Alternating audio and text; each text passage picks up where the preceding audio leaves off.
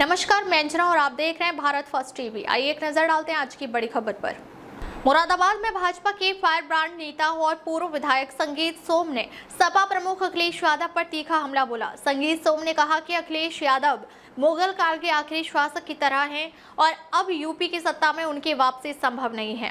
उन्होंने सपा के पीडीए फॉर्मूले पर भी निशाना साधते हुए कहा कि पीडीए का मतलब पाकिस्तान डेवलपमेंट अथॉरिटी है।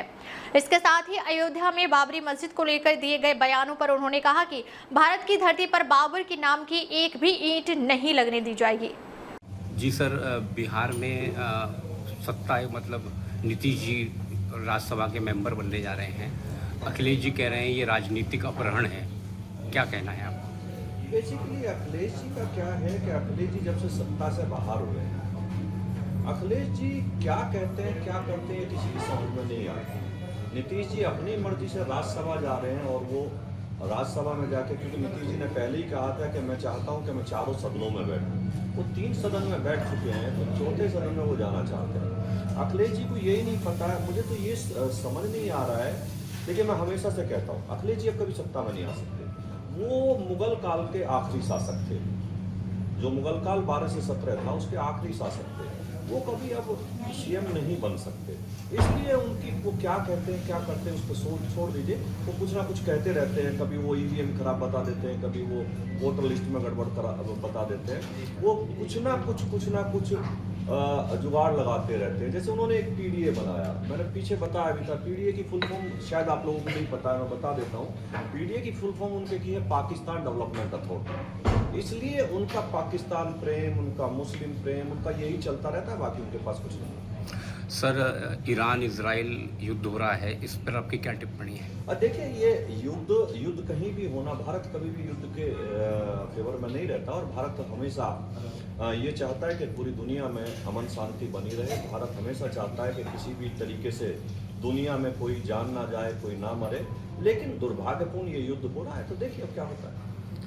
सर, टीएमसी के सांसद कहते हैं बाबरी मस्जिद बनाएंगे फिर दोबारा। इस देश में तो बाबरी नहीं बन पाएगी, एक ईंट भी इस देश में बाबर के नाम पर नहीं लग पाएगी। अगर एक ईंट लगाने की कोशिश करी तो वो नींव भरने से पहले खोद दी जाएगी, ये मैं दावे के साथ कहता हूँ। 2027 के चुनाव के मद्देनजर क्या कहना है आपका? 350+ सीटों के साथ भारतीय जनता पार्टी सरकार बनाएगी। उत्तर प्रदेश से जो गुंडा राज साफ हुआ है, उत्तर प्रदेश में जो विकास हुआ है, मैं अभी मुरादाबाद में आया, मैंने देखा कि मुरादाबाद से मुझे नहीं लग रहा था। मुरादाबाद मुझे लग रहा है कि मैं विदेशों के शहरों से अगर इसकी तुलना करूं तो वो ज़्यादा अच्छा होगा। लोगों ने मन बना रखा है कि फिर से भारतीय जनता पार्टी को लाना है, तीसरी बार फिर से भारतीय जनता पार्टी की सरकार बनानी है। भाजपा नेता संगीत सोम ने ईरान और इजरायल के बीच चल रहे युद्ध को लेकर भी अपनी प्रतिक्रिया दी। उन्होंने दो टूक कहा कि भारत की धरती पर दोबारा बाबरी मस्जिद नहीं बनने दी जाएगी।